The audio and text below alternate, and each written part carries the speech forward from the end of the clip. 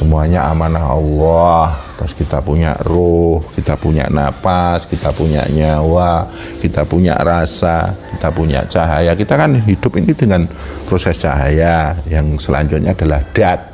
Dat itu loh ya adanya kita. Kita itu ada sekarang itu siapa yang mengadakan? Kita hidup siapa yang menghidupkan? Itu dengan penuh rasa syukur kita sebut asmanya Allah.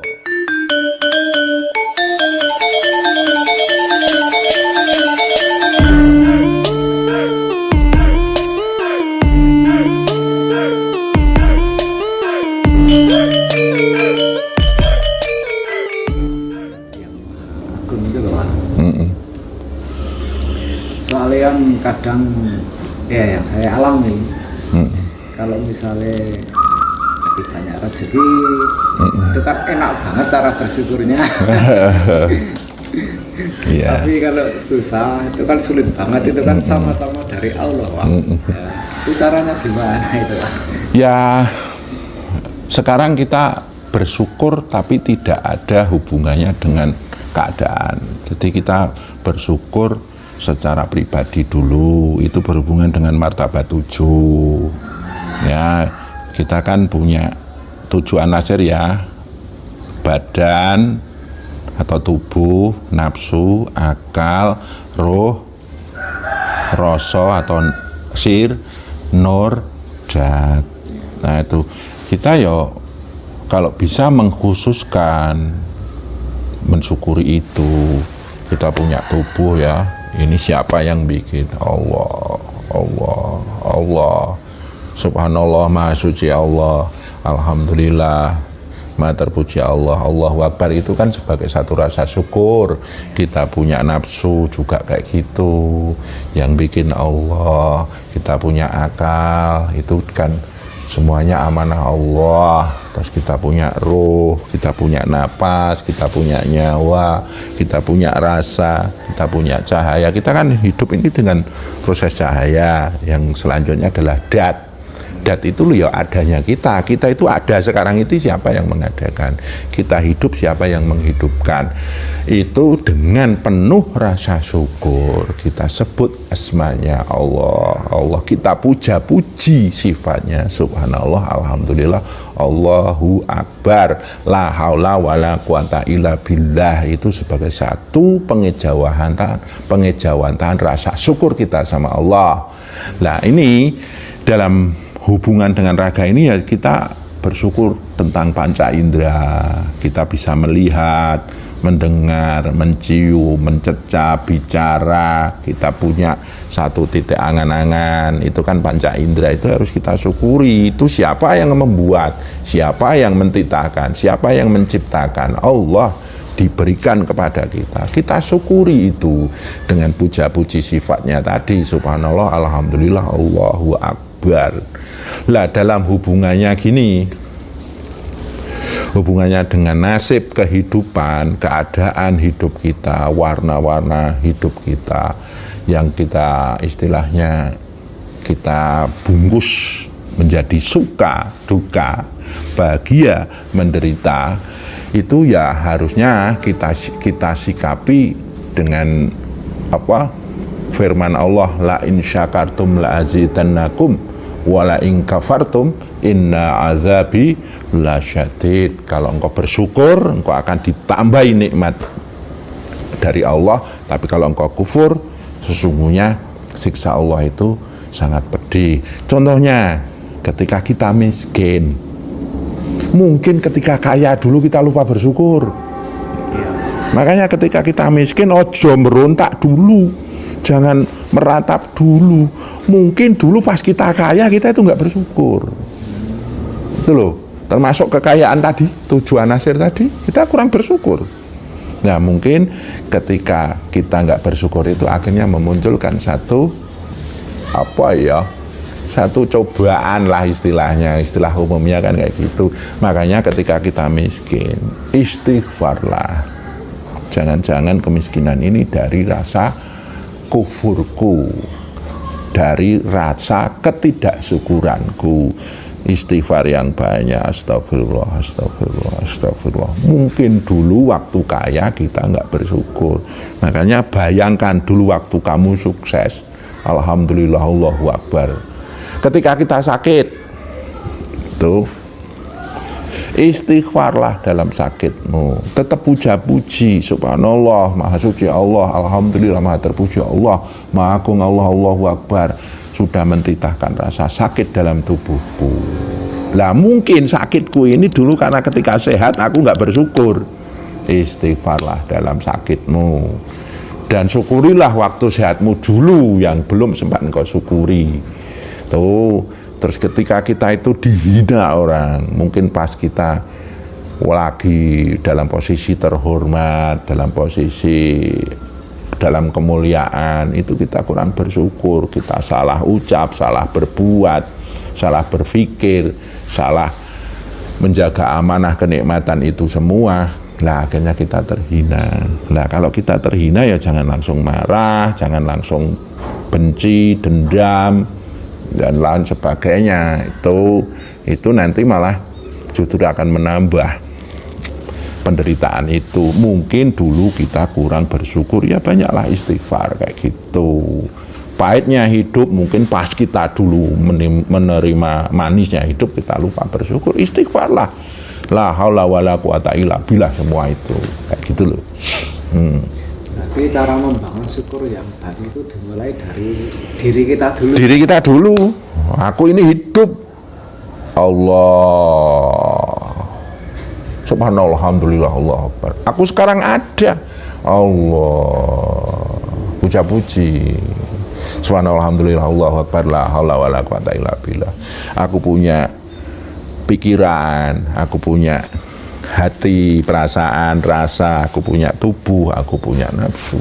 Itu dulu, ndak perlu kita nunggu dapat suka duka, bahagia menderita. Itu berhubungan dengan 7 martabat itu, 7 anasir diri kita itu, seperti itu. Insya Allah itu kan sebagai satu tanda ketakwaan kita. Wa may yattaqillaha, barang siapa yang bertakwa pada Allah, yaj'al lahu makhrajan, mesti akan dikasih jalan keluar. Wa yarzuqhu min haitsu la yahtasib, diberi rezeki yang tidak dinyana-nyana. Rezekinya orang yang terhina itu dia mendapatkan kemuliaan, rezekinya orang yang miskin dia akan mendapatkan kekayaan, atau dia mendapatkan ketenangan. Itu rezeki yang sudah alhamdulillah. Itu kita dihina, kita istilahnya disepelekan banyak orang, itu ya itu rezekinya ya terus kita dihargai, dihormati. Kalaupun tidak, kita mendapatkan satu ketenangan itu sudah rezeki. Terus dalam ketenangan itu kita bisa menyebut asma Allah. Kita tidak marah, tidak benci, kita tidak dendam, kita tidak istilahnya hatinya kemeropok, pikirannya puyeng. Itu sudah alhamdulillah. Karena apa? Karena sesungguhnya kebencian, dendam, iri, dengki, marah itu aslinya itu adalah pasung jiwa. Jiwa kita terpasung di situ. Maka kalau kita tenang, itu kita sudah lepas dari pasungan itu. Lah kita bisa sadar Allah dengan tauhid, kita bisa mengucap dengan syahadat, kemudian kita ulang-ulang dengan zikir, wirid dan warid. Lah itulah alhamdulillah. Seperti itu. Jangan mengira yang namanya rezeki itu harus berbentuk materi yang nampak-nampak. Kita tenang, kita bisa ingat Allah dengan tauhid, kita bisa ngucap namanya, menyebut namanya, puja-puji sifatnya, itu sudah alhamdulillah. Itu kita orang Islam itu ya meng sak urip ki meng sak delmo nglakoni, ngono to Mas Mogel. Masih tentang syukur. Yang saya rasakan selama ini ya Pak, kalau kita tidak mau bersyukur itu pasti dipaksa Allah untuk bersyukur. Contohnya waktu saya sakit ya Pak, pas sakit kritis itu baru sadar kalau sehat itu nikmat. Apakah benar begitu, Pak? Ya seperti itu, makanya bersyukurlah sebelum kau dipaksa. Lah repot lagi, bersyukurlah sebelum kau dipaksa itu tidak mempan. Ya akhirnya wis dipaksa syukur, nggak mau syukur, lah itulah kufur. Lah pelaku kufur itu kan kafir nanti. Repotnya kan kayak gitu. Itu untung sampean masih bisa sadar itu. Tapi banyak loh orang yang dipaksa syukur aja tetap nggak bersyukur. Padahal kalau kufur itu inna adzabila syadid itu banyak. Wis sudah hidupnya miskin, sakit-sakitan, tidak terhormat, tidak dalam kemuliaan, terus dia mulai lemah atau apa, tambah kufur, walah double atau siksaannya. Katanya lagi tadi juragan sambat ya. Nah iya, jadi juragan sambat atau ya memang sambatan uripe kan kayak gitu. Aliran kebatinan apa memang dibuatin lah, batinnya bubar. Nah itu kan wis dohire sambatan, batinnya memang kemeropok kayak gitu loh. Repot kayak gitu. Intinya yang mudah aja, Pak. Saya bersyukur untuk menghadapi hidup itu gimana? Saya dulu ya saya pernah mondok di pesantren Al Mukarram Kiai Asy'ari Marzuki di Pondok Kota Gede. Masya Allah, saya itu pagi kuliah, malam ngaji ya. Walah, nggak punya duit lah, apalah, wes hidup, konen nggak jelas lah, punya keinginan itu, konen ya namanya anak muda ya. Itu apa perintahnya? Suruh baca alhamdulillah sebanyak-banyaknya.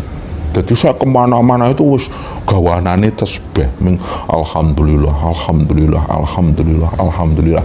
Yang saya ingat betul-betul waktu itu saya ngaji sorogan, ya sorogan Quran pagi-pagi itu saya curhat ngeluh, Pak Yai hidup saya kok kayak gini, ya itu berapa tahun yang lalu, ya udah lama sekali, mungkin 20 tahun yang lalu.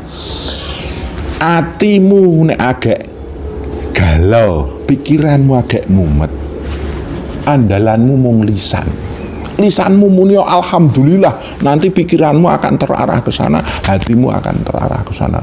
Jadi siang malam situ saya cuman baca alhamdulillah, alhamdulillah, walaupun sepahit apapun, sesakit apapun, alhamdulillah terus saja berhari-hari. Saya itu bahkan sama Romoya itu dibilang nek kuat 40 dino, belum sampai 40 hari alhamdulillah padang kabeh saat itu. Wih gampang tau wih.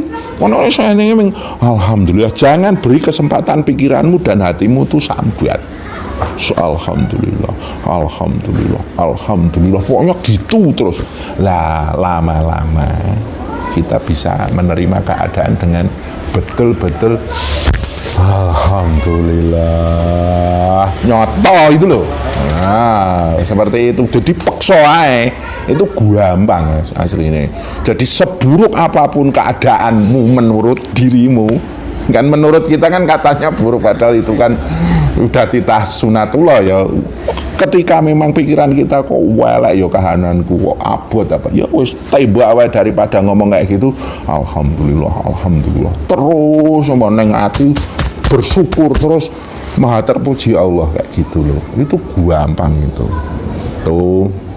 Berarti misalnya kalau tidak terima dengan ada keadaan sambat itu justru tambah beban ya, Pak. Tambah beban, mulanya paksa wae alhamdulillah. Paksa wae kayak gitu. Ini memang ya dulu saya belum masuk tarekat sih, belum masuk ilmu kayak gini ya, masih syariatan dulu, tapi sama Pak Yai diarahkan kayak gitu. Alhamdulillah lancar-lancar saja. Saya bisa lulus kuliah itu seperti itu. Ya mondok ya sudah